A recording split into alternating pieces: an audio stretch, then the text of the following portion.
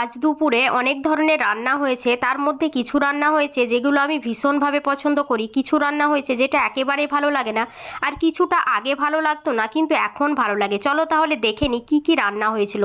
প্রথম পাতে খাওয়ার জন্য হয়েছিল মূলো শাক। জানো তো এই মূলো শাক খেতে আমার একটুও ভালো লাগে না, আমার একটু কষা কষা লাগে, অর্থাৎ তেতো টাইপের, আর কেমন একটা গন্ধ লাগে। মূলো শাক দেখলেই আমার গায়ে জ্বর আসে।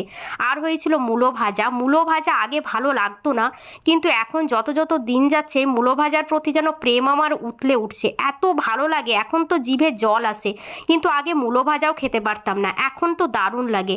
আর হয়েছিল মুগ ডাল। মুগ ডাল আমি লেবু ছাড়া খেতে পারি না, যে কোনো ধরনের ডালে আমার লেবু লাগবেই, তাই একটু লেবু চিপে মুগ ডালটা খেয়ে নিলাম। আর হয়েছিল তোমার ফ্যাসা মাছ আলু দিয়ে। আমার ভাইয়ের জন্য মাছে আলুটা দিতে হয়, আমার ভাই মাছ খেতে পছন্দ না করলেও ওর মাছের আলু দেওয়া ভীষণ ভালো লাগে, আর মাংসে আলুও পছন্দ করে না কিন্তু মাছে ওর জন্য আলু লাগবে।